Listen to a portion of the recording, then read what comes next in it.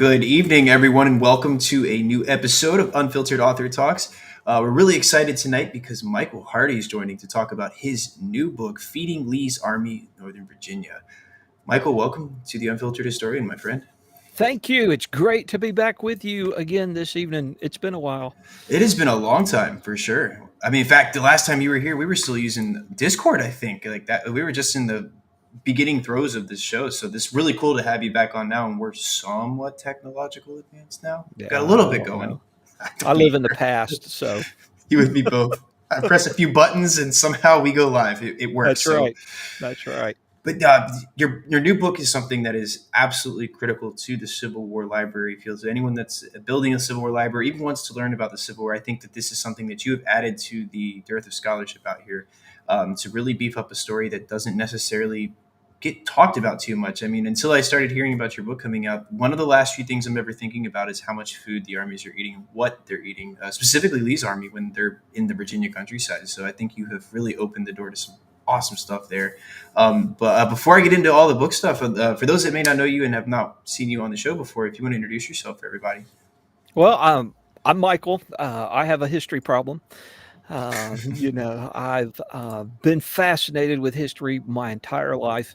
I grew up reenacting, and really became interested in the common soldier. And when I say reenacting, everybody goes, "Oh, well, he was a reenactor." Well, by the time I was 18, I was commanding a company, and in my early 20s, I was commanding an infantry battalion. And so when you do that, you spend a lot of time in period sources trying to move 200 or 300 guys around in various companies in a battalion formation.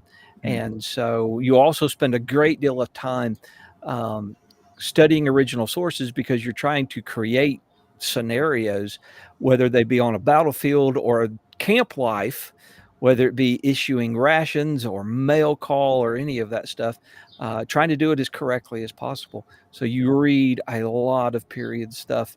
Um, Bell Wiley's The Life of Johnny Reb was like a constant companion when I first started doing this back in the 80s and the early 90s. That was kind of my go-to book. But then somebody would come along and ask a question, and it's like, well, he didn't talk about that.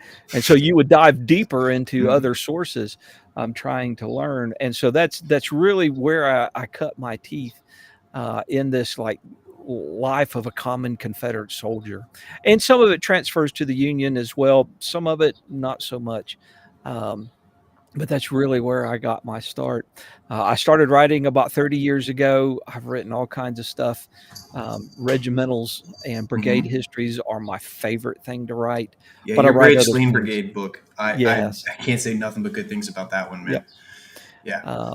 And when I was writing Branch Lane, there's like almost 5 pages of food in that section on, camp life and everyday life for the soldiers.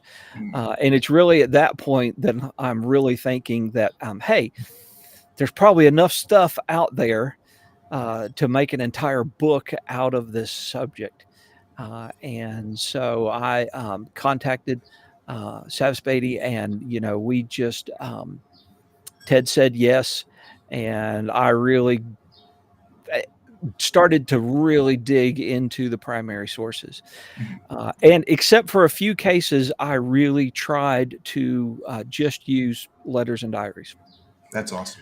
I used just over 300 sets of letters and diaries, and Mm. I created an almost day by day account of what the Confederate soldiers were talking about when it comes to food, what they were eating, what they wished they had, what they hated. And when I did that, I was able to really pick out um, some themes, running through when they got certain things, and just really learn a lot. And of course, you've read the book, and you can see where that 300 sets of letters and diaries, couple of years of just constantly reading, and it was really great, fantastic dive into Confederate history, military history, Civil War history. Yeah, I mean, it's such one that I don't want to say it goes under research, but you might agree with me. Like, a lot of people haven't taken the time that you took to actually tell this side of the story. The food, it's so integral to them. And I mean, they're the ones having to live off of this situation Hmm. and the food that they're given, right? So to them, it's probably more than we look at it today in hindsight. Like, we're looking back, sort of not thinking about it. Like, one of the things I've learned, I read Kenneth No's book a long time ago. And in the beginning of the book, he talks about, the weather in the Civil War. For those that don't know, Right. he talks about the Civil War was fought outside, Right. and that sentence alone, it had me kind of having the gear shift there. Because I'm like, wait a minute, that's right. We sometimes take for granted these things about the Civil War when we sit in our armchairs and talk about it and Yep. discuss it or go to lectures. But you brought again something that was life or death for so many of these men. Where did the interest in the food really start? I know you mentioned the Branch Lane Brigade. You had some stuff, but like for you, where did you realize like this was a project you wanted to undertake? What was the, kind of Well, that moment? it really goes all the way back to my first book on the 37th North Carolina. There's a story, soldier riding home, thanking his wife for shipping eggs to him, and only one of the eggs was broken. And at that point of the time, I'm like, I wouldn't ship eggs today. No, FedEx, UPS, I'm none of it. just not going to ship eggs today. And so that really planted, that idea, that, hey, maybe, at some point in the future, you know, we could do something with this. I wrote a book on a North Carolina regiment that served in the Army of Tennessee. I Mm-hmm. wrote a book on the 39th Battalion, Virginia Cavalry. And then, the Branch Lane Brigade book. And I had plenty to work with the Branch Lane Brigade book because we were talking about 5 North Carolina regiments. And that's really that point in time that I'm like, Yeah, there's enough here, even just with Branch Lane, to get a really good foothold on the subject. And then just, some of the letters and diaries I used have never been published. Some of them are published. Um, I probably could have continued to research another 10 years just reading letters and diaries, but I think that 300 sets are a good enough example uh, absolutely. I mean, to you to let 300 men tell their story again in a yeah, way. I mean, 300 men. that's And yeah. even there's a couple of times, there's a great book by, I think it's Hub's Voices of Company D, Mhm. which is a book on Company D of the 5th Alabama, which is several different men from that company, diaries and letters. That's a phenomenal book. And, if any of your readers or listeners have never dived into that book, that's a really great book. But we have several people telling their story in letters and diaries throughout that book. So there's probably 350 different people Mhm. that from a lot of privates in the ranks, but some officers as well, because they have a different perspective. And then there's a chapter in there on feeding Lee and Jackson and the other generals. And I Mhm. really did dive into the post-war accounts with those. Um, and trying to tell the story of Lee and Jackson. Jackson was really weird when it came to his food. I've heard. Billy Mahone was really weird when it came to his food. Mahone actually had a milk cow that followed him around That's right. when he was on campaign, and one of the stories is that he would put his mess equipment on, I guess, like a pack saddle or something on the back of this milk cow, and off they would go on campaign someplace with that milk cow. Virginians are weird, aren't they? They sure Yeah. are. Aren't they? They No, sure are. but I was see that's the fascinating stuff. And I know learning about Jackson, I knew one of his weird menu items, if you will, was warm buttermilk and steel bread. Yeah.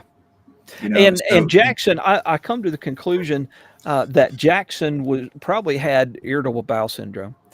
And I'm not a doctor. That's not a professional diagnosis, but that's right. kind of what he's talking about when he talks to his staff members about it when they're recounting those stories. And Jackson, unlike the rest of us, knew what he could eat. Hmm. And he knew what agreed with him and what he Yeah, could not eat, and he, was able to govern his appetite, yeah. quite Avoid any well. unfortunate incidents on campaign. Let's That's just right. yeah. That's right. People took him as a prude for that though, because he would come to dinner with those in his pocket or on his person. Yep. And can you just imagine sitting at a nice table with your friends for dinner and somebody pulls out a piece of bread from their pocket and some warm buttermilk? Like you're gonna note that in your diary for sure if you That's right. keep one. Yep. So it's interesting. I Um, mean, wasn't to be a prude. I really like your analysis there. I think yeah, he probably knew he had irritable. That makes sense. yep. Yeah, He said he told one of his staff officers that he was dyspeptic. So that's I think that may be the way that translates to us here in the 21st century. yeah. Did you come across a lot of interesting stories researching? I'm sure you found some gems, but like, have you ever like researched anything from like a cook's perspective? Like, have you found a lot of letters from somebody that was actively cooking for men in the army, whether it be for a general or for just a Um, mess?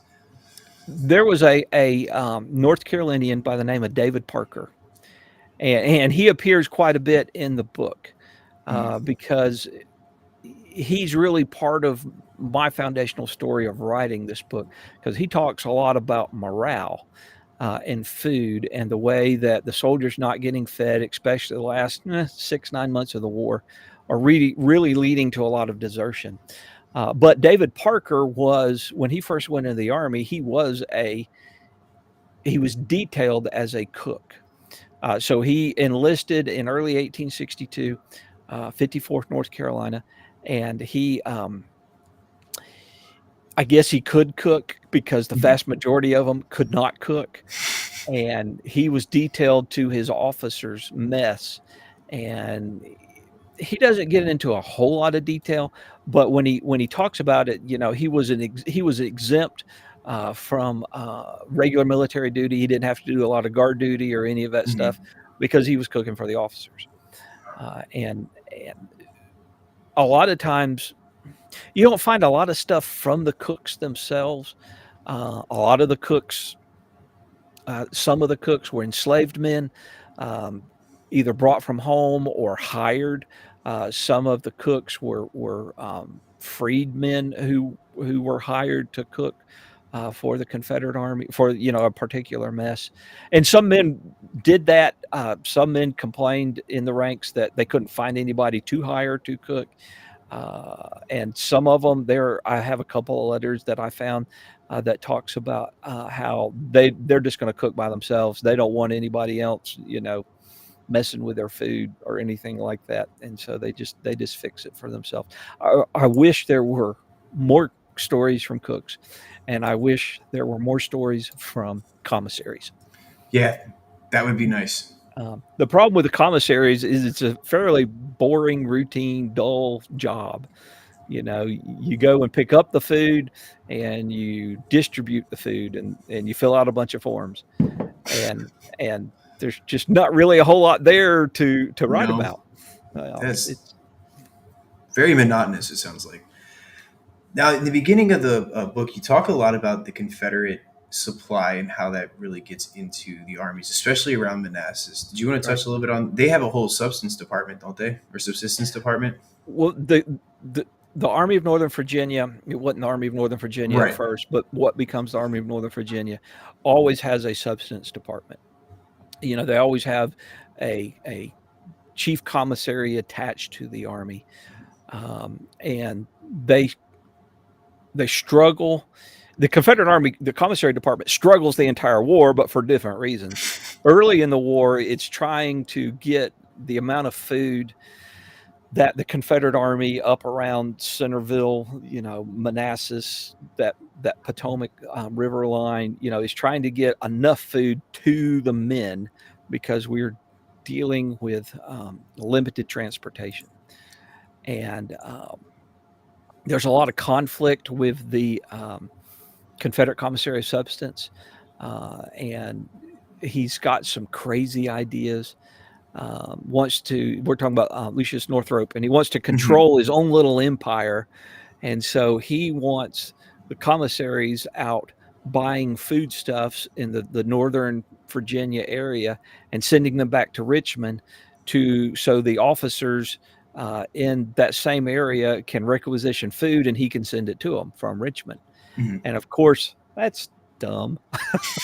Just let the commissaries go out and buy the food directly and Right. and distribute it to the men and save that wear and tear on your limited rail line, your limited transportation routes.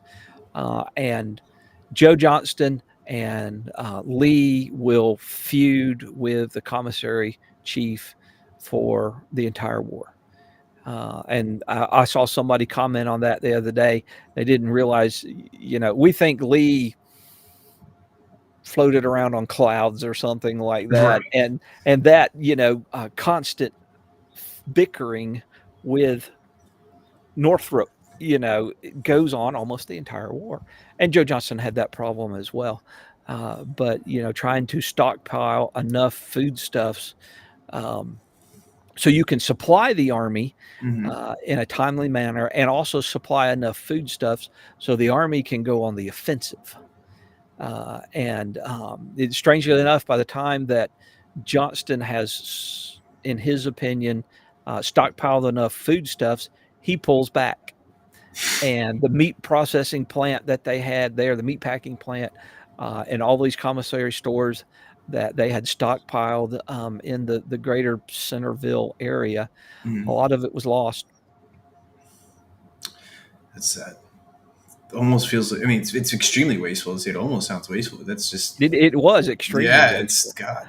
That, Um, and you see a lot of this stuff, especially food, being the reasons for some offensives being launched.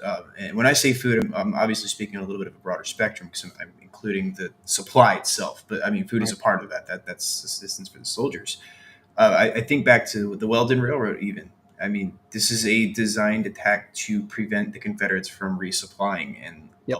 bulk of that supply, I would imagine, was probably food and subsistence for men and horses alike. I mean, you cut that lifeline, showing you again the importance of food. You cut that lifeline, and Lee's obviously going to react, which he does. He sends a lot of troops to combat the Union forces there at the Weldon Railroad. And again, a lot of that Grant's attacking the lines because that's where the supplies are coming in. By that point in 1864, a huge chunk of the foodstuffs is coming through the port of Wilmington, Mm-hmm. and up the Cape Fear River, and some of it's coming from overseas, from Great Britain, and some of it's coming from up north. That was a huge thing that I learned working on this project. Is in 1864 and earlier, but in 1864, a northern farmer will sell his whatever, Mm-hmm. salt pork, bacon, corn, onions, whatever, to a broker, and that broker will put it on a train, and the train will go to some port city and ship it to Nassau and trade it for cotton that's been run through the blockade. And they will take those foodstuffs, put them on a boat, shallow draft blockade runner, and ship them back into the port of Wilmington. And everybody knows it. Even Grant knows it. And Grant, and I'm paraphrasing, but Grant will Right. complain, here we are trying to beat these people and we're feeding them. And It's a valid that's complaint. just, eventually the Northern Congress will pass laws to try and prevent that.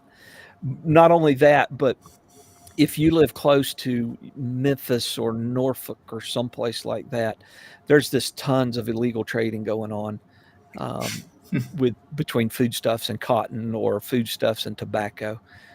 You'll grow your tobacco crop, take it into Norfolk, sell it, buy seeds, come home. You'll sell it to the Federals, or Yeah. who's in control. You'll buy seeds, bring those seeds home, plant crops, and sell after those crops mature to the Confederate government. And everybody knows about Yeah. this, and so um, And nobody was really hell bent to stop it either. It sounded like. I mean, all about money. that's right. I was going to say, it didn't sound like anybody's going after that. No, What not a really. secure enterprise during the war. I had somebody ask me the other day, well, what happened to the cotton? And I go, it went to New England, to the textile mills to Yeah. make clothing for federal soldiers, you know. Um, and that's probably the biggest thing that, one of those I'll be darned moments. Yeah, I mean, and that's a fascinating thing to uncover. I would have never known that. That's Yeah. so cool. Oh man, but yeah, reading your book too. It really helped me. Like when I'm learning about a battle or I'm looking at a general's idea for an offensive or for a movement, I'm now considering something I would have never considered before. Like where does this play a role in the general's mindset. And again, I use the Weldon Railroad. And we could even just argue the whole Petersburg campaign. It's cut Mm. off supply, and you're seeing this throughout the entire Deep South too, with Atlanta moving up towards the sea. You're getting a lot of this new warfare focused on supplies. And again, your book will help us And understand why that is, like why that's so important. the Army of Northern Virginia is really by 64 kind of in a tight spot. You know, they don't control anything north of the Rapidan or the Rappahannock River, Mm, north of Fredericksburg. You know, the valley, Shenandoah Valley, um, you know, Hunter and Sheridan do a bang up job of depriving farmers the ability to grow things. Even though how many farmers are actually left in the valley by that time is debatable, but you know the Army of Northern Virginia is really in a bad spot in 1864 when it comes to food and supplies. Not only the army itself, but you've got hundreds of thousands of people in Richmond and Petersburg. hmm They're also vying for foodstuffs as well, and it has to come from the countryside. And we can read things like I think it's Jones's Diary of a War Clerk or War Clerk's Diary or whatever it is. You know, he's talking about how expensive it is, you know, to just try and survive, you know, with his family in Richmond, just trying to buy foodstuffs. And that's a whole nother aspect of it. The civilian population. I do talk about hospitals in the book, but you hmm know the hospitals are trying to vie for the same foodstuffs from the same farmers or the same railroad system. There's at one point that one of the hospitals in Richmond actually has a packet boat that goes up the river and tries to buy stuff from farmers that way. So you know, it's a bad situation in 1864, and I would argue that. Of course, there's no book on food in the Army of Tennessee, but I would argue that the Army of Tennessee had it a lot better because they Yeah. had so much more territory to draw from. You know, if you're spending the winter of 64 at Dalton, you know, you can still get stuff from all over the south of Atlanta Right. and South Carolina and Alabama and Mississippi, even though some of those places are still being fought over and some of them are under federal control. That's a vast territory compared to that Right. just that little area in Virginia that the Confederate government really has control over. Yeah, I mean it's small because the war effort, especially in Virginia here, it's very concentrated. Yes. So yeah, if you don't have a lot of that land, that's interesting. Well, somewhat. I don't know if it's going to be funny or not. Did you come across any recipes while you were researching? Would you You be know, able to I put a had cookbook out one day? Like, I had a lot of people who have sent me notes and or in conversation ask, are you gonna have any recipes in the book? And no, right. but you probably really don't want to eat what they were eating anyway. Mm-mm. I mean, the Confederate soldier got flour or cornmeal, and they got salt pork, and that was their primary diet. They occasionally would get peas or field peas, or what we would call black eyed peas, or corn or molasses, and occasionally real coffee. Mm-hmm. But there's not a whole lot of recipes that you're going to find appeasing because they didn't have salt most of the time. Yeah. They're baking bread with no salt.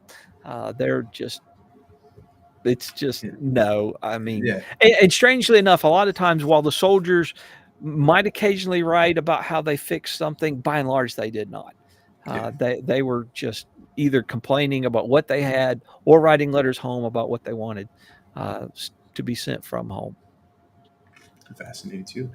And that brings another thing up is like they're not even drinking real coffee the entire war. It's chicory and maybe chicory sometimes if you're Yeah, I lucky. never really found chicory mentioned. Really? They'll mention rye coffee, Mm. um, but chicory, I think, was really being consumed by those folks back home. Okay. They're probably really the ones that are digging the chicory roots and roasting those roots, trying to make coffee. Because you got to think that if you've got an army of 50 or 60,000 men, whatever chicory population that you have growing out there wild is going to be very quickly, decimated. Right. And so there's not going to be a whole lot there. There was a case in early 1864 where a load of coffee came through the blockade and came up the Cape Fear River, because in all of these letters, all of a sudden, all these Confederate soldiers are writing, "Hey, we got real coffee, issued to us," and that lasted for 3 or 4 weeks, and there's probably a dozen Confederate soldiers writing those letters home, going, "Oh, we got real coffee. That's really a treat." The amount of coffee that the South is consuming just prior to the war, much more in the South than the North.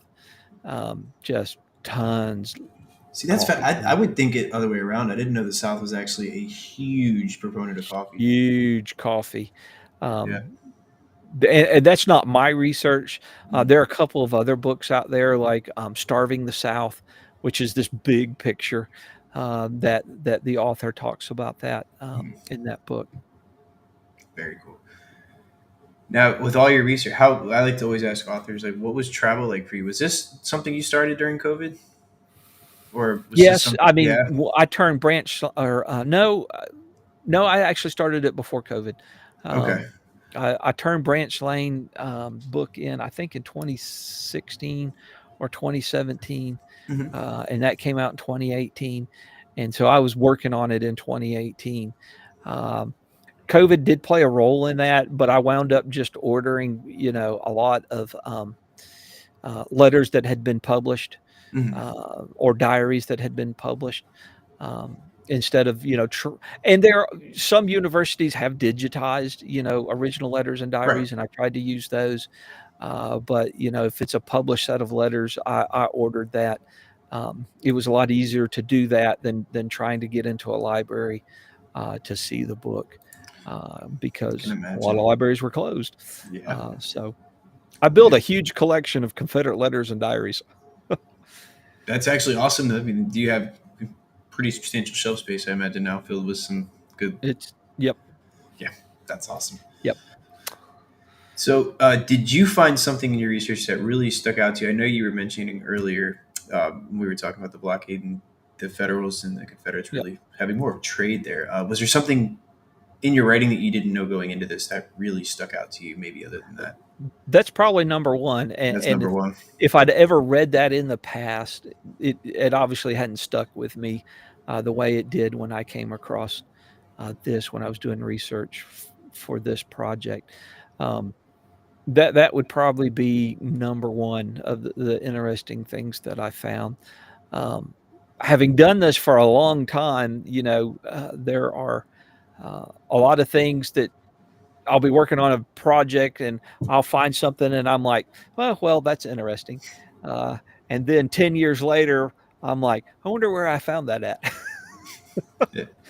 Because it was not important at the time, but now I have this crazy project I'm working on and I need that little piece Just of like, information. yeah, this Yeah, I is remember where relevant. it is.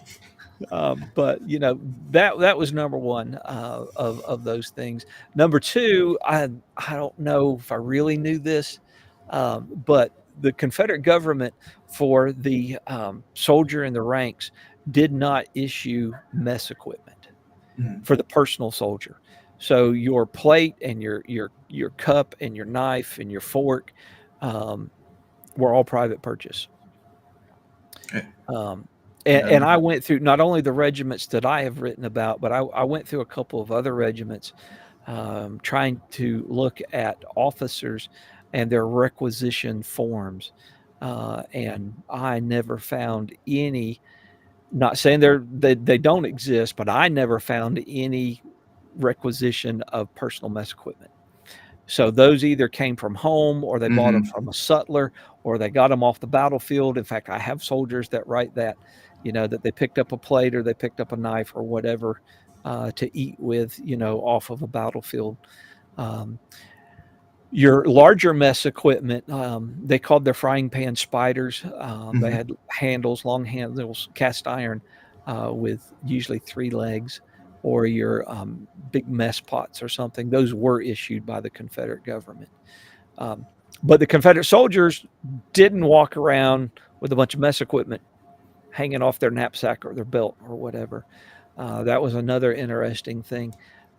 They that the mess equipment itself was kept in the wagon, and you only got it if you're on campaign. If you stopped and your wagons caught up with you, then you got your mess equipment, Yeah. and you could bake something or fry something. And a lot of times on campaign, those wagons didn't catch up with you. Yeah, so you're just kind of at a whim. Yep. Do what you can So out in the middle of the field. several soldiers write about rolling out flour on their gun blankets and wrapping it around a ramrod and cooking it. I actually tried that once. Took me forever to Yeah. get my ramrod clean. Uh, Was it pretty good though? I mean, was it, or no, was it it had that no? weird metallic taste to Yeah. it. Just I only did it a couple of times. I would demonstrate it, but I just Yeah. it's not very good. Yeah. It's And going in the fire. they also talk about eating. One soldier talks about taking his salt pork or whatever and throwing it in the fire and letting it cook, and then taking it out and scraping the ashes off of it and eating it. But there's a couple of them that probably more than a couple, but there's several of them that talk about eating their bacon raw. And we Hmm. wonder why so many of them died of disease. Gonna say that sounds like it's just waiting for consequence there. Eating. Yep, Oh my yep. god. But that's more than Imagine. just one story. That's more than just one soldier. There were several soldiers who talked about that being on campaign, and instead of just taking the time of cooking something, they just would just eat it raw. Hmm. I mean, whether that by choice or just by sheer hunger at that point, it's still That's disgusting. right. Oh That's god. right. Um, So, I do good. wish there was more stuff about food in battle. Of course, there's a whole chapter about this in the book. I think it's the second biggest chapter in the book. But it just on one hand, they're so busy fighting and shooting at the enemy that they're more interested in telling those stories or the Yeah. loss of comrades or family members than they are of saying, hey, we had to stop and eat, as we're marching to the Dunkard Church or something. And there are some stories. There's the very famous image of the Texas regiment behind the Dunkard Church trying to fix food. That's in the or was in the film for the Antietam National Parks Visitor Center, which that is a true story. Yeah. But I wish there was more. I found probably more about Gettysburg than any other battle. Um, You document everything at Gettysburg, though. I mean, yeah. yeah, yeah. If you're up there and you're writing about it, whether post-war or even primary Well, source. and I actually wrote an article for Gettysburg Magazine a couple of years ago about food in the Gettysburg campaign, and I really hit a lot of them secondary sources Yeah, that I maybe necessarily didn't use in the book, even though there are some. But I really just tried to give a really in depth view of what the food was like on campaign in for an article in Gettysburg Magazine. that's awesome. So, did the beefsteak raid come up in your research? It does. It I does was gonna come up, say, and okay. Mhm. I learned we think that 2,600 head of cattle is a lot of cattle. And I learned that there were soldiers writing about a month later that all of the cattle that Hampton had captured was gone after about a month. Wow, So that 2,600 head of cattle only fed the army for 5, 6 weeks. no kidding. So, I Did mean, not it's know. an important thing, Yeah, I mean, with, strategically, even yeah. yeah, it just didn't go very far. I didn't think so. There were a lot of instances where the Federals and the Confederates were actually joking back and forth with each other about who was eating better for a month. It sounds like. I mean, Yes. you have the Federals are eating salt cod if you're lucky, and Yeah. the Confederates now have your beef. So food obviously had a morale impact too, like you were saying earlier. Yep. But maybe even there in combat too, where you have these battlefield jests happening between the Confederates and the Union there on the field because oh, one The stole your beef. the the Confederate soldiers never got enough food. And when you go into a combat situation, I read, you need 5,000 plus calories when you're in that combat situation. And the Confederate soldiers were getting a fraction of that. 250 calories, 300 calories, and they need 5,000, calories to make them an effective fighting force. Right. And it just, I I don't know if I'll ever write the federal companion to this book, Mhm. feeding the Army of the Potomac. Somebody else wants to tackle that. That's a fantastic project. I really don't have room for another, 300 volumes of letters and diaries here. Uh, but you know, I know that there are times when the federal soldiers were short on rations on Mhm. campaigns and things, because anytime you go into the battle, there is a disruption. Right. But I would love to see that comparison. Um, you know, when, and this is me guessing, but when McClellan's troops are fighting the 7 Days campaign, or Grant in the wilderness. How did Grant in the wilderness feed his troops as they're in that time, where the transitioning time where they're moving from the wilderness to Spotsylvania Courthouse? And does that have an effect on Grant's men being late, I've not never getting to even thought about Spotsylvania that. Courthouse? And I can't answer that question.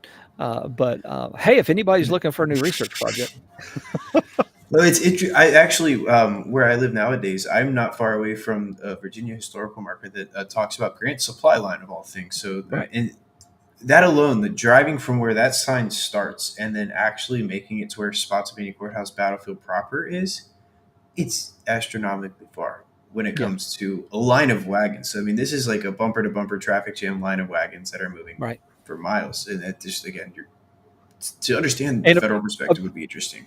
they're of course open for raids, and we know that Jeb Stuart raided the federal supply lines. We know that Jackson captured Manassas Junction and that Hmm. depot, or Manassas Depot, and Harper's Ferry. And even though McClellan would burn the supplies at Whitehall, there was still stuff to capture. Yeah. I think that's where Jackson got his lemons during the 7 days, because one of Stewart's staff officers writes about capturing lemons, and I imagine that some of those from Whitehall wound up in Jackson's hand as he's directing the battle. Um, they talk about how that lemon, never would leave his lips until he was given an order.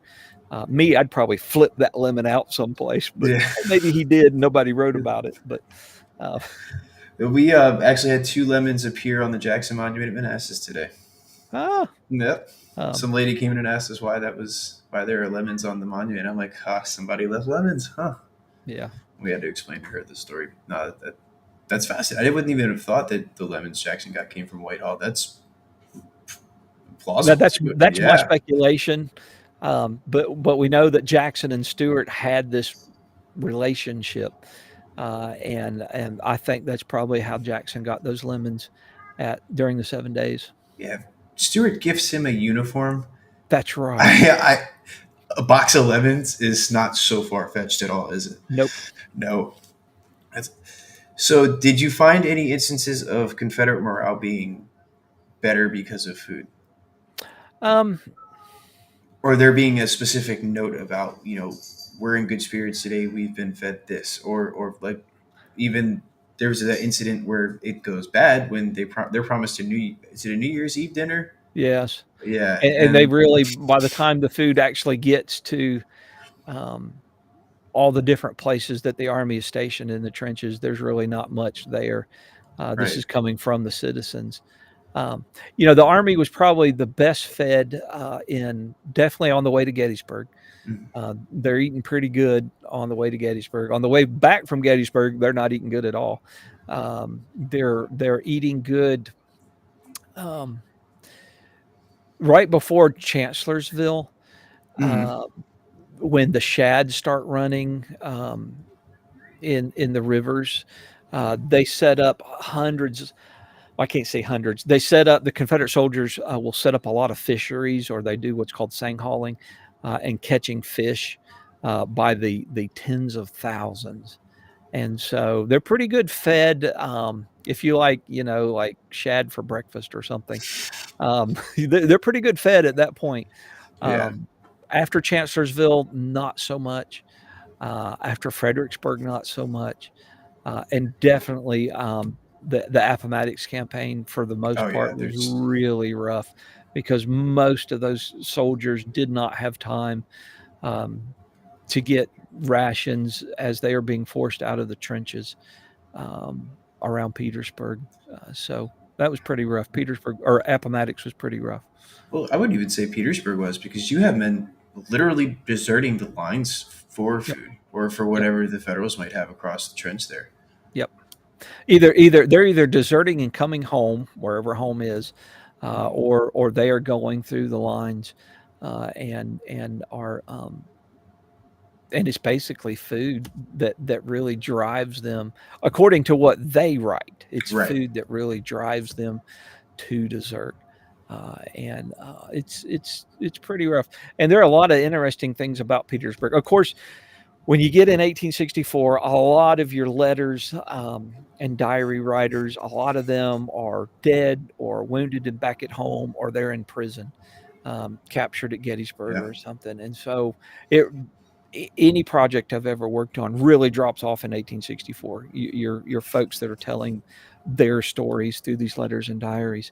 But Petersburg is really rough. They actually will only issue rations in the beginning, every few days. And there's so few rations that a lot of times the Confederate soldiers will eat them all in if you've got 5 days worth of rations that have been issued you, you'll eat them all in 3 days and just go hungry the next two Yeah. days.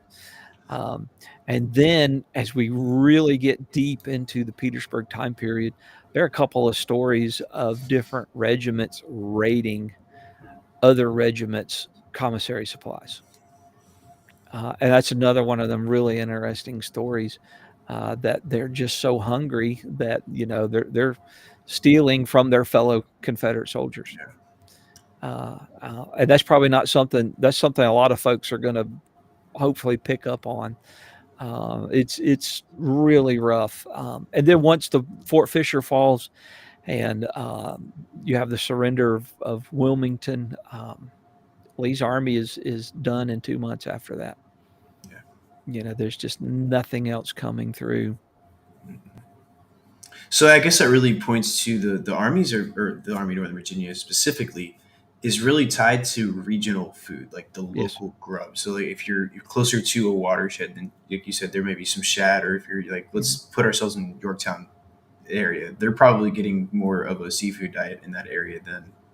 They are. You can buy oysters. There will be sutlers or entrepreneurs who will go out and get oysters and bring them to the Confederate lines and sell them. There's a great story of a Confederate cavalryman riding into the water and trying to get crabs and stuff and off of his horse. I think it was crabs. And the fish and everything. But when you get to Petersburg, that's largely gone. You don't really see those stories.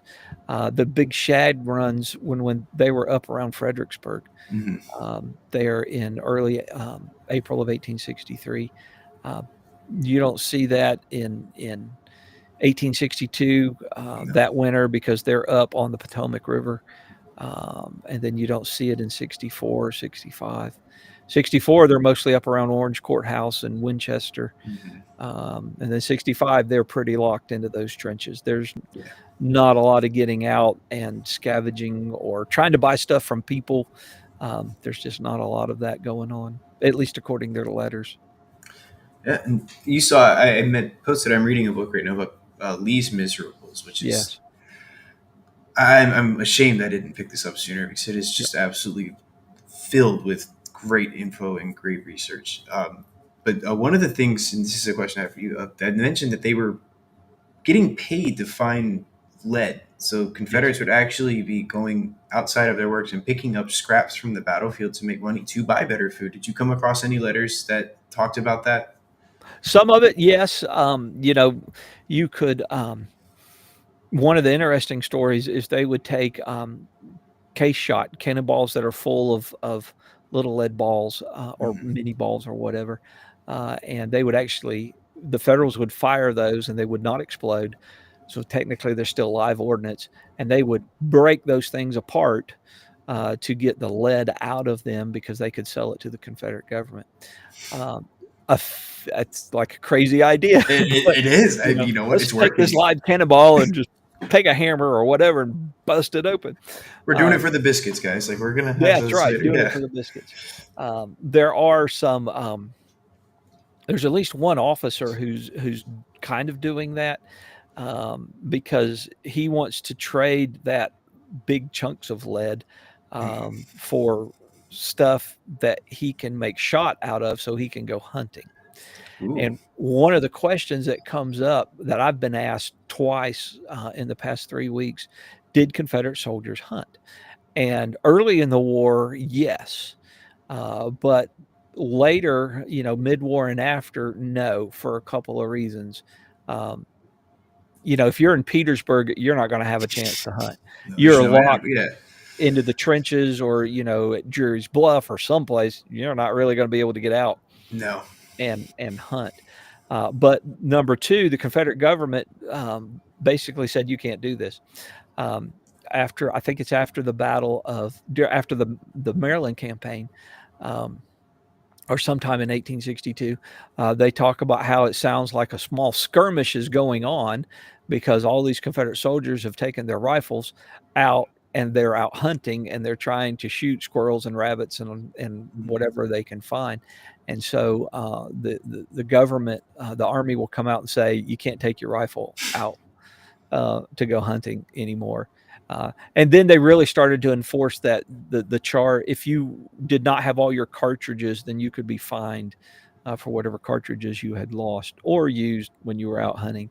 So they really put a stop to that. Just um, that whole idea. And I imagine that if you're not in the with the main Confederate Army, because at times there are detachments that are sent other places. You could probably get away with hunting, but Not on campaign like that. No. not on campaign with that. No. Um, It's not like they had much to shoot at in Petersburg, anyways. At that point, nope, nope. There are that is a Federals right moon over scape. there. Yeah. There you want to shoot at something. There you go. But There you go. when it comes to food, maybe not so much. Not so much. No. Now, Sutlers, while we're getting ready to wrap up here, I wanted to talk a little bit about Sutlers too, because we brought that up.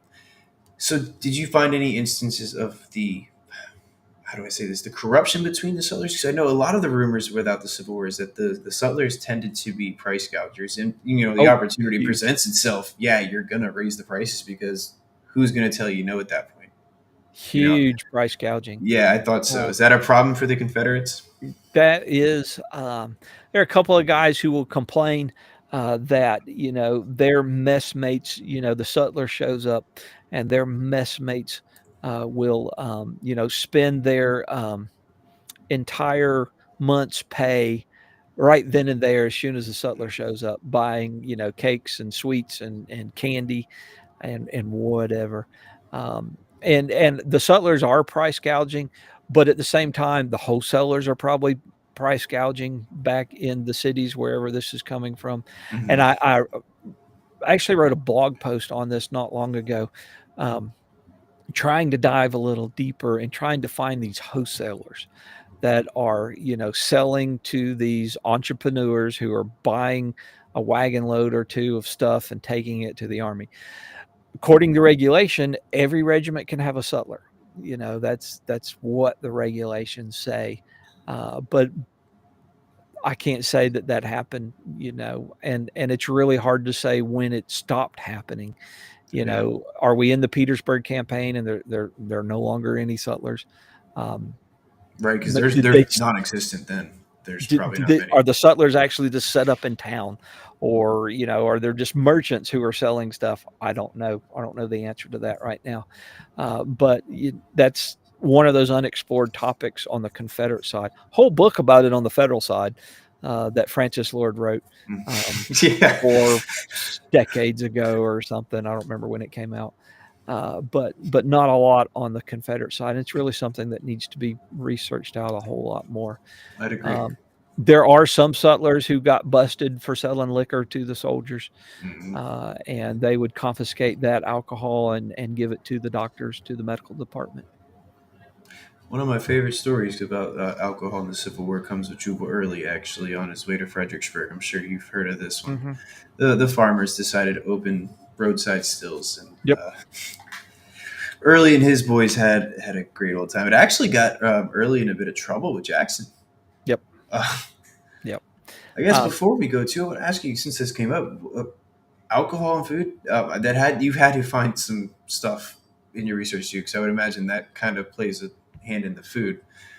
Did you come across a lot of maybe legal purchases or illegal purchases of alcohol from these men, well, or sourcing? Oh, officers could purchase okay. alcohol for a while.